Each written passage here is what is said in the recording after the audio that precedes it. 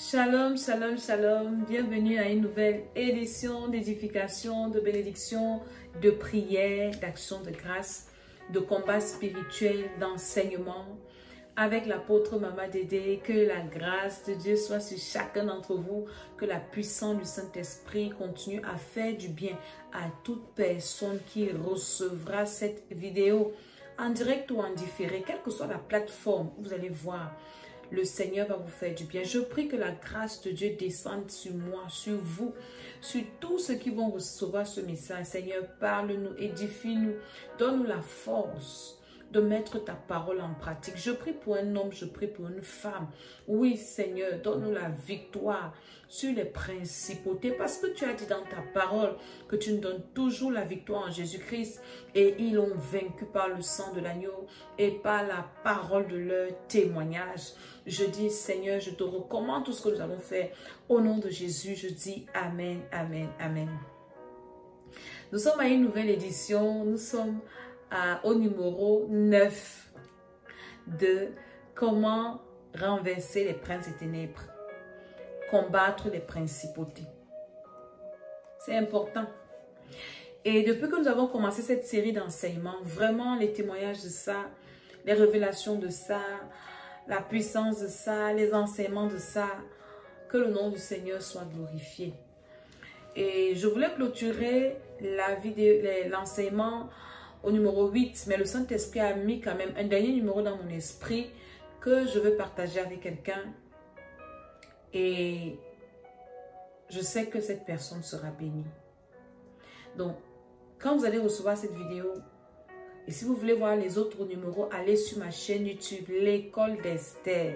Vous allez voir le numéro 1, renverser les principautés, les princes des ténèbres, 2, 3, 4, 5, 6, 7, 8. Aujourd'hui, c'est 9. Réécoutez, prenez des notes, priez avec.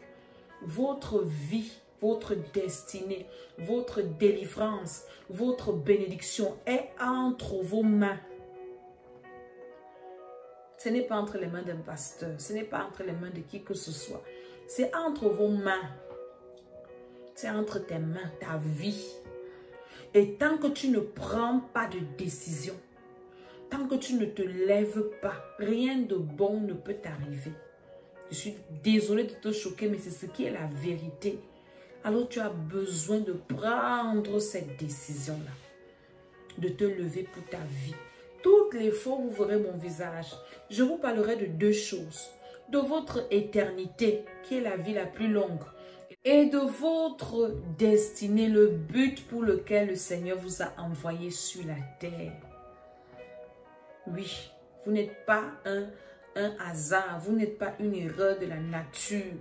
Dieu vous a envoyé sur cette terre pour accomplir une mission. C'est ce qu'on appelle la destinée.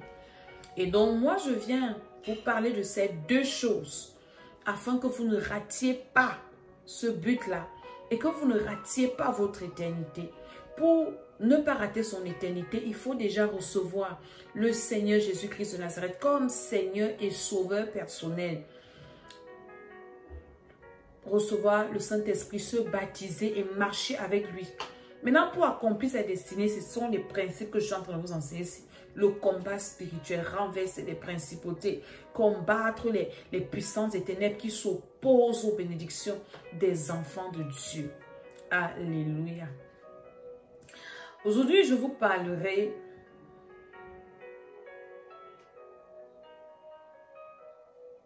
de l'étape, et je pense que c'est la dernière. Certainement, il y a plusieurs. Après avoir prié, jeûné, fait des sacrifices, comme je vous ai dit dans les autres numéros de cette série d'enseignements, pour renverser les principautés, vous ne devez pas rester les bras croisés. Vous devez passer à l'action. Vous devez poser des actes. Vous devez agir. Parce que c'est un combat qui n'est pas seulement spirituel. C'est un combat qui se transpose dans le règne physique. Je vous ai dit que pour renverser les principautés, il faut se lever Et les principautés manipulent les décideurs. Quand on parle de principauté, on parle de loi, on parle d'ordonnance, on parle de décret, on parle d'actions concrètes. Et cet enseignement, nous le basons sur le livre d'Esther. Nous connaissons l'histoire d'Esther. Aman qui voulait éradiquer le peuple juif n'a pas seulement pensé, il est passé à l'acte. Il a posé des actions spirituelles, il a fait des sacrifices, il a corrompu le roi, il a écrit des décrets qui ont été promulgués, qui ont été des lois qui ont été promulguées, qui ont été... Il a promulgué des lois de destruction du peuple juif. Alléluia. Donc, il ne s'est pas arrêté. Si vous étudiez étape par étape les actions de Aman, vous allez vous rendre compte que c'était des actions bien préparées, bien emballées, bien minutieusement apprêtées. Parce qu'il avait un but, c'était de détruire tout un peuple. Je vais parler à quelqu'un. Pendant que tu es là, tu joues avec ta vie. On te parle de Dieu, tu penses que c'est parce qu'on n'a rien à faire. Qu'on est là, on parle du Seigneur. Il y a des personnes qui ont juré, détruis toute ta famille. Détruis toi, ton mari, tes enfants, ton père, tes frères. De détruire toute une famille, pas nucléaire, mais une famille élargie. Peut-être la famille de ton grand-père. Il y a des personnes qui travaillent à ça. La Bible ne nous raconte pas des histoires qui n'existent pas. La Bible nous raconte des faits réels, des choses qui existent. Et jusqu'à présent, ces choses-là existent, puisque c'est le même diable. Il n'a pas changé. Il utilise seulement des personnes différentes. Il y a des personnes qui ont juré. Peut-être nos arrière-grands-parents ont eu des différends. Peut-être ta grand-mère avait gâté le mariage de ma grand-mère. Et les petits-fils et la grand-mère a passé le temps à raconter ça à ses petits-fils, arrière-petits-fils. Et il y a un Aman parmi qui a dit que la maison de cette femme-là sera détruite. Peut-être pas vous en promulguant des lois d'extinction ou bien je sais pas quoi, mais en travaillant dans le spirituel, disant que comme cette femme a gâté mon mariage, aucune de ses filles ne va se marier, aucun de ses fils ne va rester avec une femme. Il y a des choses comme ça qui se passent. Pendant ce temps, tu es en train de dormir, tu es en train de t'amuser, alors que ta famille est le projet, un projet maléfique d'un Aman quelque part, qui a juré que dans cette famille, personne ne va lever la tête, personne ne va se marier, personne ne va voyager, personne ne va servir le Seigneur. Il y a des gens comme ça. Si Dieu ne te révèle pas, tu ne pourras pas savoir qu'il y a des problèmes, les problèmes que tu rencontres aujourd'hui. Il y a la main de quelqu'un derrière qui a juré détruire toute une maison, toute une famille. Je connais une femme. Elle était femme de pasteur. Gloire à Dieu, aujourd'hui, certainement, cette parole avait été renversée. C'était une femme de pasteur, que Dieu me pardonne l'expression insensée. Parce que cette maman n'avait de respect pour personne. Elle insultait tout le monde. Elle se vantait à tort et à travers. Elle se vantait partout que ses filles étaient belles. C'est sa fille qui m'avait raconté. Et quelqu'un lui avait dit que quand tu te vantes avec tes filles là, tu vas les observer dans ta maison comme des pots de fleurs. Et pour que ces filles-là se marient, elles se sont mariées après le décès de leur maman, certainement après des délivrances et des délivrances. Elles ont souffert. Humiliation, rejet, abus, à cause de la folie de leur maman. Quelqu'un lui a dit, comme tu te vantes, tu as les belles filles, ok, tu vas les regarder comme des pots de fleurs dans ta maison. Une parole comme ça, une personne déclare une parole comme ça. Vous pensez que c'est en l'air? Elle déclare sa parole et elle travaille à ce que cette parole-là s'accomplisse. Il y a des personnes comme ça qui sont sous ce genre de malédiction, des Aman qui ont pris la décision de jurer. Peut-être ton père ou ta mère est parti dans une famille où on le hait, on la hait, où ta belle-mère ne t'aime pas. Elle a juré détruire tes enfants. Et pendant ce temps, on te parle de Jésus. Pendant ce temps, on te dit, Il faut que tu sois sérieux avec Dieu. Il faut que tu pries le Seigneur. Il faut que tu sois un homme de combat, une femme de sacrifice. Tu penses qu'on est là pour venir te déranger. Il y a les Aman encore. Aman, ce n'est pas une personne, c'est un esprit.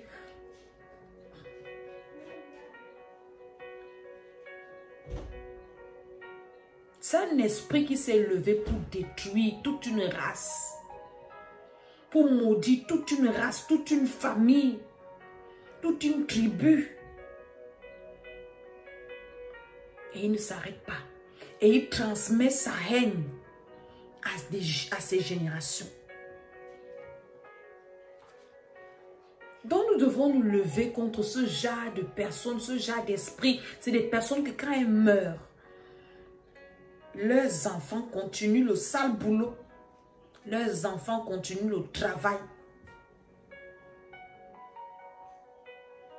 Le mauvais travail. Donc, Aman avait préparé ça. Et maintenant, Esther, pour renverser, n'a pas croisé les bras. Toutes les étapes, je vous ai dit ça dans les autres éditions, les autres numéros, allez regarder. Mais dans ce numéro, je parle des actes que Esther a posés. Après avoir posé tous les actes spirituels qu'elle a fait, après avoir jeûné, fait les sacrifices, prendre des risques, elle est passée à l'acte. Le roi, elle avait déjà trouvé grâce aux yeux du roi. Elle pouvait dire que non, le roi m'a dit que c'est fini, je m'en vais dormir. Non. Quand nous rentrons dans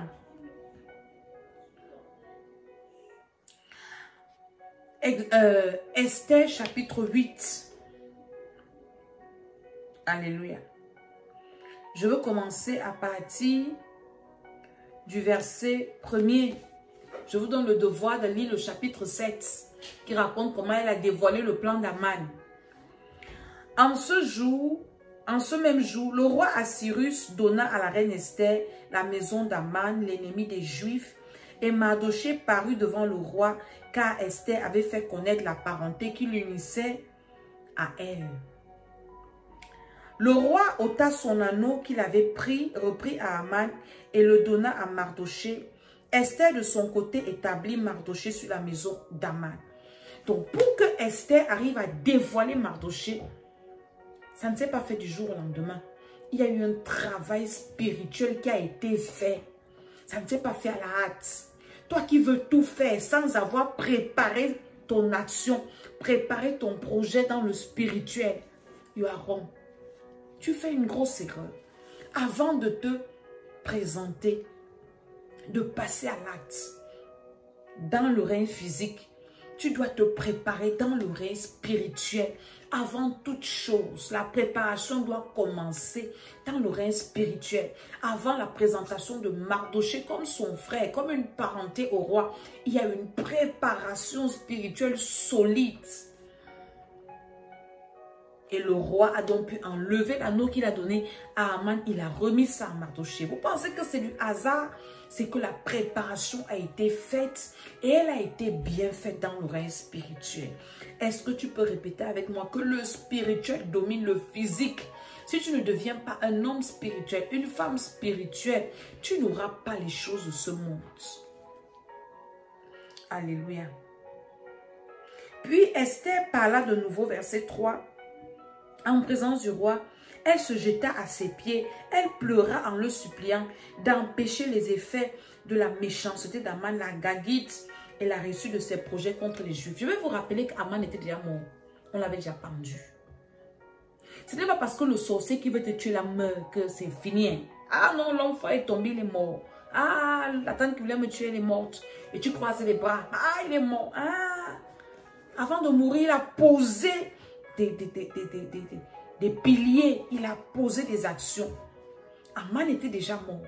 Mais même mort, sa méchanceté, les effets de sa méchanceté, ses mauvais projets pouvaient se réaliser. Pourquoi? Parce que ce n'était pas un enfant de cœur. Pourquoi? Parce qu'il n'était pas bête. Il avait une rage, celle de détruire ce peuple. Alors il était prêt même à sacrifier sa vie. Que même si je meurs, ce peuple doit être... Il y a des personnes comme ça qui sont prêtes à sacrifier leur vie pour te détruire, qui sont prêtes à sacrifier leurs enfants pour te détruire, Pendant ce temps, toi, tu t'amuses avec ta vie. Esther va pleurer devant le roi pour dire que pardon. Même si Aman est mort, Aman a fait des choses. Je t'en supplie, délivre-moi de la méchanceté, des effets de la méchanceté d'Aman. Et la réussite de ses projets empêche cette réussite-là. Même s'il est mort, que ces incantations ne m'atteignent pas, ne me détruisent pas, que ces malédictions ne me détruisent pas, ne détruisent pas mes affaires, ne détruisent pas mes enfants. Même s'il est mort, au nom de Jésus, je ne m'arrête pas là. Je dois continuer à combattre les effets de sa méchanceté. Alléluia. Même s'il est mort, le combat continue. Un esprit ne meurt pas. Ma grand-mère sorcière mort. Les esprits qu'il utilisait ne sont pas morts. Ils continuent. Donc le combat continue jusqu'à ce que nous quittions la terre. Nous allons combattre. Verset 5. Le roi tendit le sceptre d'or à Esther, qui se releva et resta debout devant le roi. Elle ne dit pas seulement qu'elle avait déjà le plan d'action.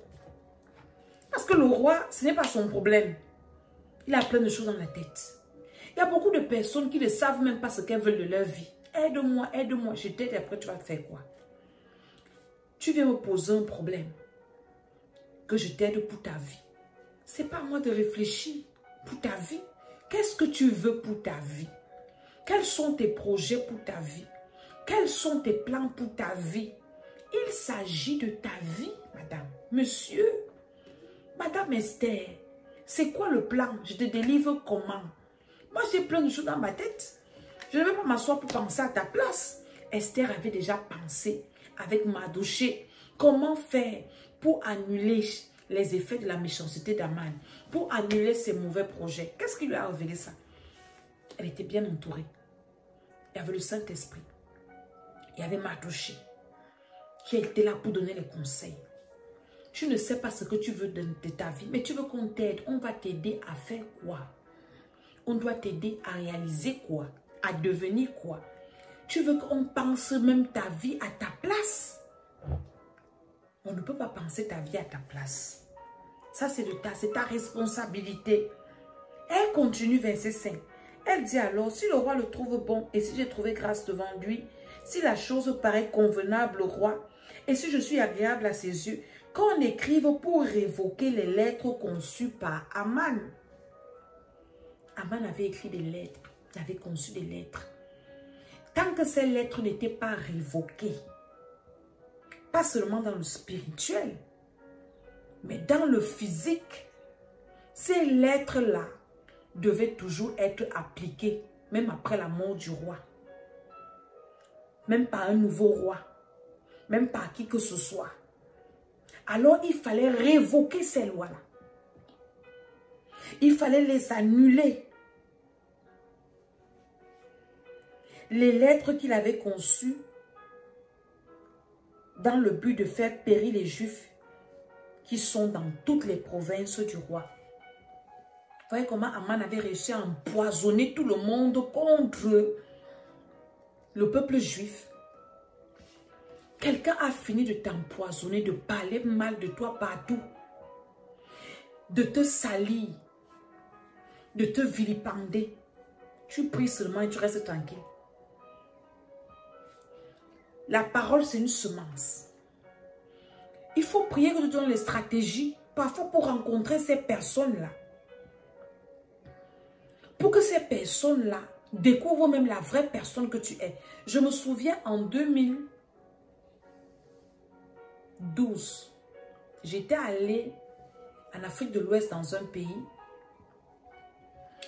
et j'avais rencontré une dame qui ne m'avait jamais vue, mais qui avait seulement entendu parler de moi. Moi aussi, je ne la connaissais pas. Et j'allais attendre mon défunt époux dans ce pays-là, il arrivait. Et je suis arrivée, il m'a dit, j'ai une fille spirituelle là-bas, elle va te recevoir. Il a appelé la dame. Et puis la dame est venue me chercher à l'aéroport. Elle m'a amenée à l'hôtel, je ne sais pas, hôtel et tout. Et naturellement, j'ai commencé à sympathiser avec la dame, à parler avec elle, a prié même pour elle. Elle s'est ouverte, elle a commencé à me raconter sa vie. J'ai prié pour elle, je lui ai donné des conseils. Et je l'ai bénie. La dame a commencé à pleurer. Je dis, pourquoi tu pleures? Elle me dit, tu es sûre que tu es maman Dédé? Je dis, mais c'est moi. Elle me dit, tu es sûre que c'est toi? Je dis, c'est moi. Elle pleure. Elle me dit, je dis, mais pourquoi tu pleures? Elle me dit, maman Dédé, pardon. Ce qu'on m'a dit de toi, comment tu es méchante, comment tu ne ris pas avec les gens, comment tu es ci, comment tu es ça. Mais depuis que je suis avec toi, ça fait 2 jours. Tu ne vois pas comment je te regarde? Si tu me regardes comment, je n'ai pas remarqué. Elle me dit, c'est tout le contraire. Elle m'a seulement dit, fais attention aux gens. Les gens sont méchants. Si je ne t'avais pas rencontré, j'allais rester avec cette mauvaise image de toi. Et toutes les personnes qui me rencontrent trouvent une autre personne de celle qu'on leur a présentée. Alléluia. C'est le travail que Aman fait. Salit les réputations de quelqu'un. Toi qui aimes écouter ce qu'on dit des gens sans les connaître, tu dois te repentir et demander de te révéler qui est cette personne. Aman avait déjà pollué dans la mémoire de tout le peuple là où ils étaient là-bas. À Suse, là, la capitale, l'empire babylonien, là. Il avait déjà pollué tout le monde. Les Juifs sont des méchantes personnes. C'est une race à exterminer. Ils n'ont pas droit à la vie. Il a envoyé les lettres partout dans toutes les provinces. C'est sûr que même à l'école, on enseignait aux gens la haine des Juifs. Il faut les détruire. C'est une menace pour nous. Ils ne doivent pas vivre. C'est une erreur de la nature. Et tout le monde avait la haine des Juifs. Je veux prier pour quelqu'un qui va me regarder ou qui me regarde. On a gâté ta vie comme ça, en divulguant des mauvaises informations. Peut-être même ton passé, tu as déjà changé. Je prie pour toi que le Seigneur te restaure. Que le Seigneur commence à effacer ces mauvaises informations-là dans les cerveaux des gens, dans les cœurs des gens. C'est un travail que tu dois faire et c'est une prière que tu dois faire. Si tu es une personne qui a été vilipendée, peut-être dans ta belle famille, tu es parti là-bas, on t'a sali là-bas. Peut-être là où tu travailles, les gens ne te connaissent même pas, mais on te déteste parce qu'on a entendu ou bien parce que tu avais fait une erreur dans le passé et on a calqué l'erreur là sur toi alors que tu t'es même déjà repenti, alors que tu as même regretté, tu as changé. Tu dois prier que le Seigneur lave ton image, efface les mauvaises informations que les gens ont à ton sujet. Tu dois faire cette prière. Et je prie que pendant que tu vas faire cette prière, que le Seigneur change les cœurs, que le Seigneur apaise les cœurs, que le Seigneur commence à parler en bien de toi aux gens. Et que le Seigneur te donne l'occasion de parler, en fait de révéler la nouvelle personne que tu es. Alléluia. Ou bien que le Seigneur suscite des personnes aussi qui pourront parler bien de toi. C'est ce qu'Esther a fait. Il faut qu'on révoque ces lettres-là. Il faut qu'on dise aux gens que les Juifs ne sont pas ce qu'ils ont entendu. Que les Juifs, ce n'est pas un peuple qui n'a pas droit à la vie. Que les Juifs doivent vivre. Ils sont également, ils sont égaux aux autres. Ce n'est pas un sous-peuple. Les Juifs ne représentent pas une menace pour ce royaume. Au contraire, c'est un plus. C'est un actif pour ce peuple. Il fallait faire ce travail. Est-ce que vous comprenez un peu? Pardon. Le travail qu'il faut faire. Toi qui es paresseux là, tu aimes trop qu'on prie pour toi. Ah, prie pour moi, ah, prie pour moi, ah, prie pour moi. On ne peut pas prier pour toi, pour tout. Ta vie, c'est à toi de la bâtir. Il y a des détails de ta vie que c'est toi seul, qui peut s'asseoir pour les travailler. Tout le monde a ses problèmes. Hein. Même les pasteurs que vous voyez, les grands pasteurs, tout ça, on a les problèmes. On a des choses à gérer. On a beaucoup d'enfants spirituels.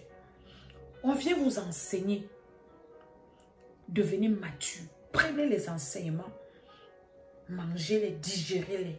Mettez en pratique. Priez pour vos vies. Chaque homme de Dieu est fatigué d'avoir que des bébés spirituels. En tant qu'homme de Dieu, en tant que servant de Dieu, on a besoin aussi d'avoir des enfants qui peuvent nous soutenir quand nous sommes fatigués, quand nous sommes faibles. Des enfants qui peuvent aussi dire, nous pouvons intercéder pour notre mère, intercéder pour notre père, parce qu'il a beaucoup de challenges. Pas des enfants qui veulent seulement qu'on prie pour eux, qu'on prie pour eux, qu'on prie pour eux. Non, on prie pour vous, oui. Mais vous devez grandir. Oui. Pour que demain vous soyez la relève, pour que vous soyez des aides aussi pour nous. C'est pour ça qu'il y a l'enseignement. C'est pour ça qu'on doit enseigner. Au début, Esther était un bébé spirituel que Mardoché a entraîné. Oui, Esther, voilà le concours. Alors tu vas partir. Esther était naïve et ne connaissait rien. Mardoché a travaillé Esther. Elle arrive au palais. Esther voulait continuer à être bébé. Mardoché l'a réveillée pour dire que ne pense pas que tu vas t'en sortir. Qui sait si ce n'est pas pour un temps comme celui-ci que Dieu m'a permis de te former. Alors tu dois entrer en scène. Tu dois prendre tes responsabilités. La vie d'un peuple est liée à toi, attachée à tes reins, attachée à ta bouche. Tu dois prendre ton courage à deux mains et affronter le roi, affronter Aman pour défendre ce peuple. Tu as été formé pour ça. Elle voulait pleurer. Il n'y a pas de pleurs sur ça, tu vas mourir. Dieu va nous délivrer autrement. Tu n'accomplis pas ta mission, you go die. Tu vas mourir. Esther a compris que c'était sérieux. Il n'y avait plus de bébé spirituel dans ça. Il fallait qu'elle se lève et qu'elle entre en jeu, qu'elle entre en scène, qu'elle pose des actions, qu'elle prenne des décisions, qu'elle prenne des risques, qu'elle prie elle-même, qu'elle jeûne aussi. Oui. Et c'est Esther qui parle au roi. Et c'est Esther qui dit oui, on doit révoquer ces lettres.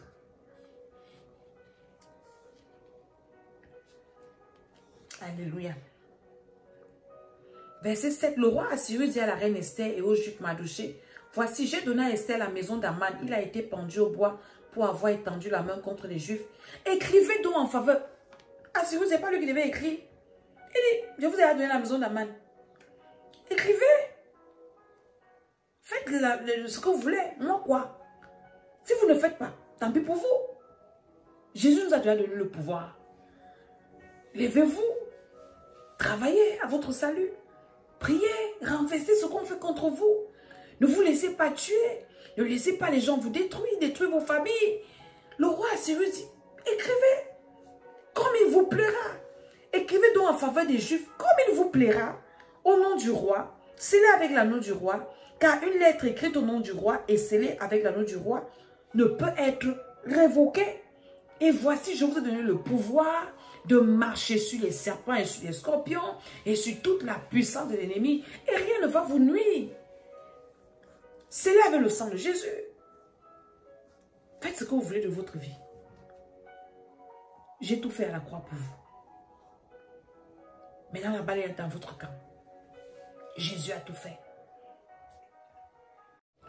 Alléluia. Verset 9. Les secrétaires du roi furent appelés en ce temps, le 23e jour du 3e mois, qui est le mois de Sivan, et l'on écrivit suivant tout ce qui fut ordonné par Mardoché aux Juifs. Vous voyez que Mardoché était derrière. Il dit que c'est lui qui a dit ce qu'on doit écrire. Parce que c'est de sa vie qu'il s'agit.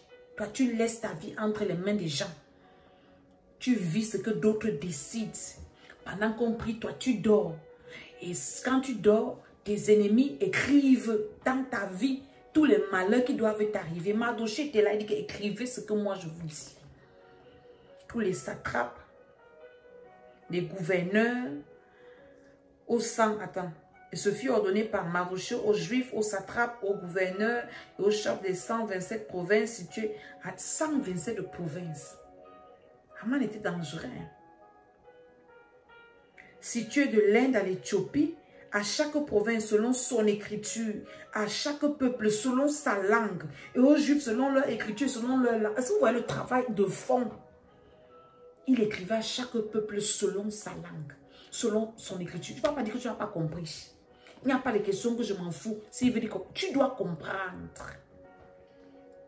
Est-ce que vous voyez tout le travail que Mardochée et Esther ont fait pour ne pas mourir, pour que leur peuple ne soit pas détruit? Ils ont payé le prix. Ils ont travaillé. Après avoir fait le travail spirituel, ils sont passés au travail physique. Quand tu dors, tu ne veux rien faire. Dieu va faire. Dieu ne va plus jamais rien faire. Dieu a déjà fait à la croix. Sur la terre, c'est toi et moi qui faisons. C'est nous qui devons révoquer les malédictions qui ont été déclarées sur nos vies et sur nos familles. C'est ton travail. Tu vois tes enfants en train de mourir, tu dors. Si Dieu veut, il fait. Si Dieu ne fait pas, continue à dire une parole inutile comme ça. Mardochée s'est mis au travail. Vous pouvez imaginer ce que ça fait. Et prendre des interprètes. 127 provinces. Selon chaque langue. Selon chaque écriture. Il fallait... Imaginez un peu le travail là. Ce n'est pas un petit travail d'un jour. Il faut que... Parce que vous savez, dans l'interprétariat, un mot mal interprété change le sens de toute la phrase. Une phrase, par exemple, qu'on dit « tuer, pas pitié ». Tu pas pitié. Si tu mets seulement la virgule, après tu, ou bien tuer, ou bien tu mets la virgule, et puis tu mets pas pitié, ça veut dire que vous avez l'ordre de tuer. Mais maintenant, si tu mets la virgule après pas, tue pas, virgule, pitié, ça veut dire que ne tue pas, est pitié. Donc, il fallait surveiller ça. Si Mardochée faisait l'erreur et que les interprètes étaient peut-être les amis d'Aman ou bien mal intentionnés, même seulement les virgules, ils pouvaient changer. Même le sens d'un mot, on pouvait changer pour accomplir les mauvais projets d'Aman. Tu dois être vigilant. Dieu nous a demandé d'être prudents comme les serpents. Simple comme les colons, prudent comme les serpents. Quand il s'agit de ta vie, ne remets pas ta vie entre les mains de quelqu'un, même pas d'un pasteur. Ne remets ta vie entre les mains de personne. Ta vie entre tes mains. C'est toi qui sais ce que tu vis. Tu sais d'où tu viens, de quelle famille tu sors. Tu sais ce que tu sens dans ton corps. Tu sais ce que tu vois quand tu fermes les yeux. Personne ne voit ce que tu vois quand tu fermes les yeux. Quelqu'un va te dire que non, laisse tomber, c'est rien. Alors que tu vois comment tu es en train de mourir. Il va te dire que non, le roi il a dit. Vous écrivez quoi? Le roi il a parlé, non? Le roi a parlé. On doit révoquer. Tu pries beaucoup. Ne prie pas comme ça. C'est comment tu as parlé, mon frère. Tu sais ce que tu vis. Est-ce que tu comprends ce que je vais te dire? Mardochée était là. Il a écrit les lettres aux Juifs jusqu'en Inde, aux 127 provinces, chacun selon sa langue, chacun selon son écriture. Il vérifiait, il était là. On écrivit, verset 10, au nom du roi Assyrus, et l'on cela avec la nom du roi. On envoyait les lettres par des courriers ayant pour monture des chevaux et des mulets nés de juments. Par ces lettres, le roi ordonnait aux Juifs, en quelques villes qu'ils fussent, la permission de se rassembler et de défendre leur vie. Vous avez lu là que c'est le roi qui défend la vie de quelqu'un. Tu dois défendre ta vie. Dieu t'a ordonné de défendre ta vie. Dieu t'a ordonné de défendre la vie de tes enfants, de ta famille, tes projets, tes investissements. Dieu t'a ordonné de défendre tes bénédictions qu'il t'a données. De tuer et de faire périr avec leurs petits-enfants et leurs femmes tous ceux de chaque peuple et de chaque province qui prendraient les armes pour les attaquer et de livrer leurs biens au pillage. Les gens qui disent que oui, on tue les gens.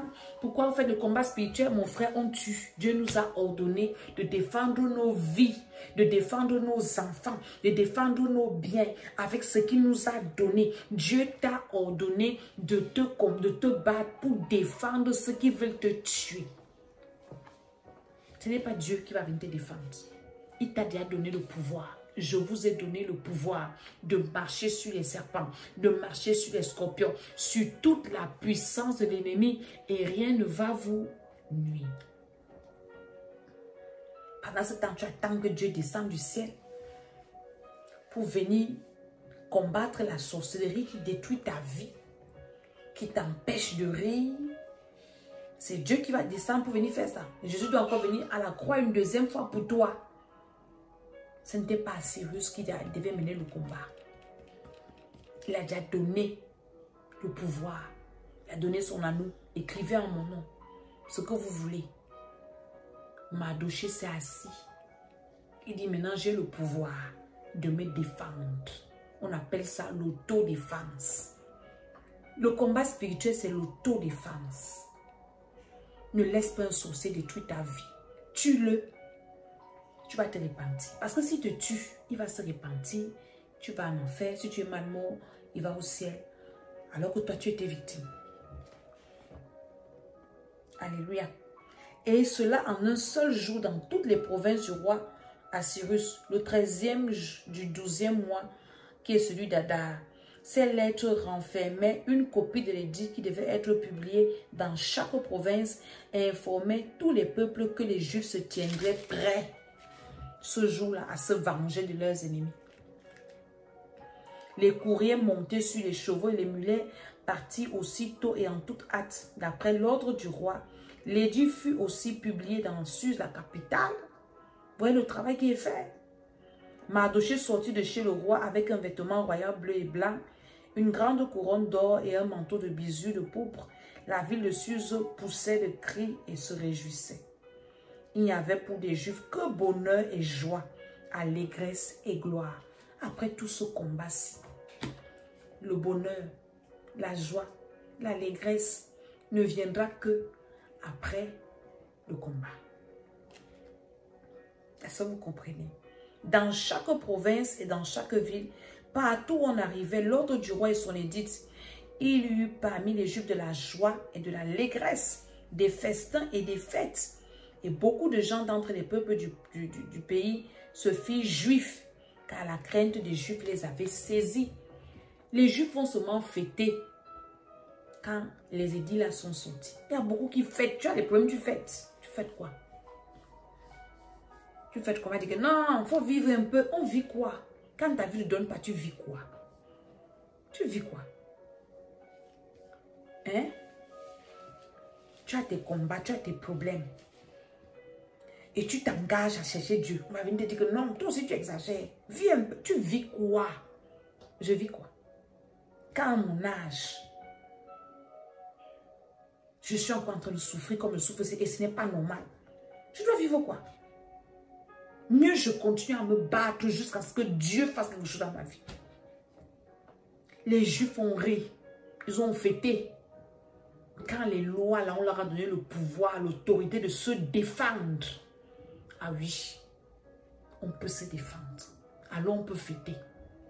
C'est déjà écrit. Sur la terre, dans les cieux. Ce qui est lié sur la terre, lié au ciel. Ils n'ont pas fait un travail à moitié. Ils sont allés jusqu'au bout de leur démarche, de leur combat. À man et mort, on ne s'arrête pas là. On continue. On doit renverser ses actions, renverser les paroles de malédiction qu'il a déclarées sur nous. Il a écrit, on écrit aussi, on révoque. Il a posé des actes, on pose aussi des actes pour annuler ces actes. On doit se défendre. Enfant de Dieu, tu dois te défendre. Défends-toi. Pose des actes. Demande conseil. Entoure-toi des personnes qui ont la sagesse. Cherche la connaissance. Parce que sans la connaissance, tu ne peux pas combattre les principautés. Qu'est-ce qui a été dit dans la famille dans laquelle tu es sorti? Dans la famille dans laquelle tu es parti entrer? Qu'est-ce qu'on a dit là-bas? Tu ne connais pas. Tu es seulement parti entrer. Ils sont beaux, hein? Ils s'habillent bien. Hein? Derrière les beaux costumes là. les belles habits, les make-up là. Le diable qui est derrière. Les hôtels sataniques qui est derrière. Les lois spirituelles qui est derrière. Toi, tu vois seulement l'interface. C'est beau, hein? Ils sont gentils, hein? Ils vont à l'église, hein? Qui t'a dit que c'est parce qu'ils vont à l'église qu'ils sont les vrais enfants de Dieu? Qui t'a dit ça?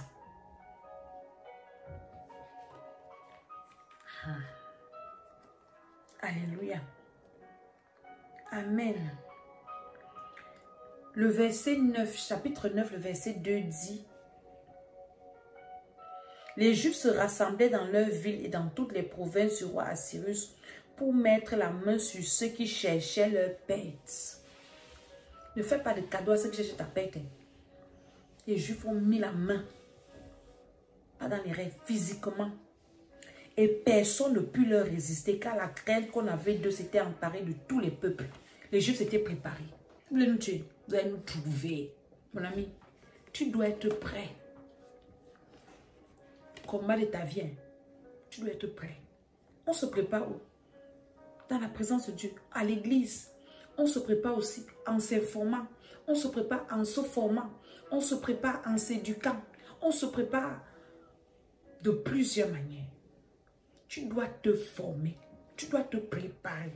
Les Juifs étaient prêts. Physiquement, dans tous les domaines. Avec les armes. Vous voulez nous tuer? Venez, on est prêts. Tu vas aller attaquer les principautés, tu n'es pas prêt.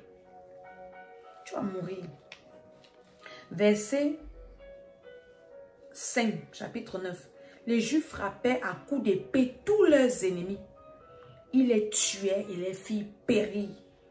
Ils traitaient comme il leur plut ceux qui leur étaient hostiles.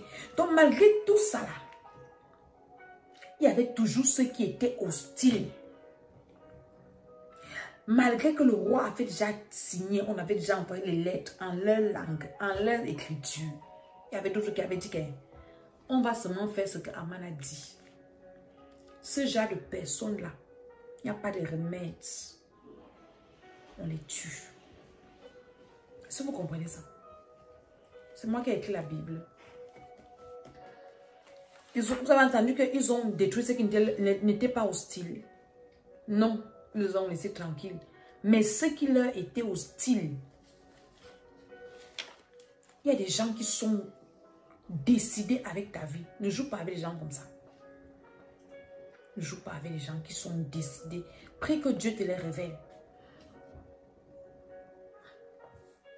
Une fois que Dieu te laisse la révéler, ne joue pas avec eux. Fais des prières très violentes. Toute personne qui t'est hostile, tu sais. Verset 13. Esther répondit: si le roi le trouve bon, qu'il soit permis aux Juifs qui sont assurés d'agir encore demain, selon le décret d'aujourd'hui, et que l'on pende au bois les 10 fils d'Aman.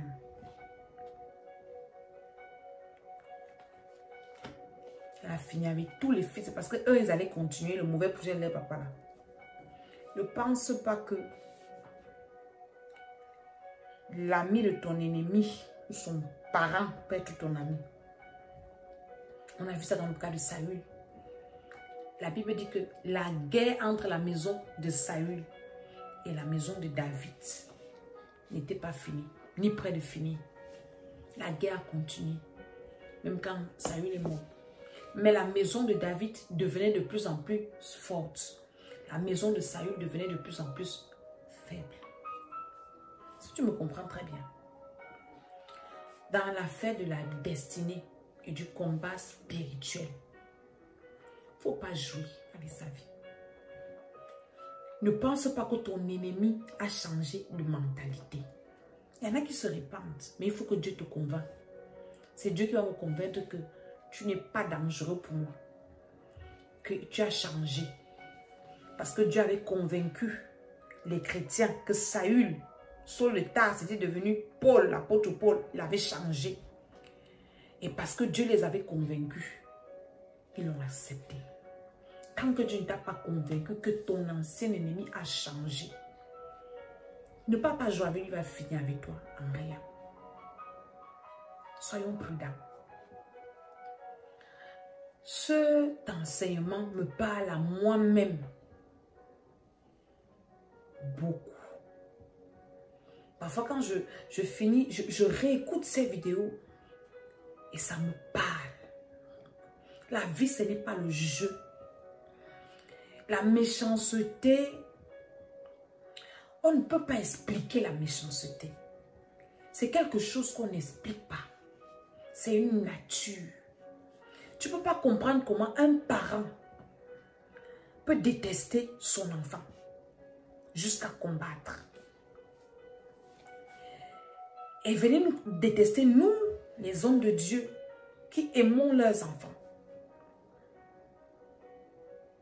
Un père qui veut manger sa fille ou une mère qui veut manger sa fille parce que m'a dit prie pour elle. M'a dit devient son ennemi. Ah, votre vraie mère. Pourquoi? Tu ne peux pas expliquer. Le bonheur de ton enfant, c'est le tien. Comment tu vas expliquer ça? La méchanceté, c'est un esprit. C'est une nature. Nous n'avons pas lutté contre la chair et le sang. Mais il y a des hommes, des agents, des intermédiaires sataniques vendus au diable qui, eux, ils ne vont jamais se repentir. Il y a des personnes qui sont manipulées. Les personnes qui sont manipulées peuvent encore se repentir. Mais des personnes qui sont investies de la méchanceté. Il y en a même qui sont des démons en chair. Elles ne changent pas. C'est des personnes comme ça, hostiles là, qui ne veulent pas changer là, qu'il faut détruire. Il ne faut pas jouer. Ne peut pas, oh Seigneur, oh il va se repentir. Apôtre Suleiman, mon père spirituel, dit souvent que le temps que tu vas attendre que ton sorcier se répand là, il va te tuer. C'est toi qui changes les cœurs des gens pour se repentir. Il va te tuer. Tu vas aller en enfer, il va partir aussi. C'est pour ça que je vous recommande vivement ces livres. Bataille pour l'arrivée là. Allez sur Amazon, tapez ça, achetez le livre là. C'est un livre de combat bien fort qui est très très riche en stratégie de combat spirituel, en enseignement, en sagesse. Aujourd'hui, je vous ai seulement parlé sur la base de la parole de Dieu. Je vous ai aussi parlé du livre « Va raconte ce que j'ai fait pour toi » qui est disponible aussi, pas sur Amazon. Ceux qui ont besoin de ce livre-là, veuillez me contacter et je vais vous l'expédier.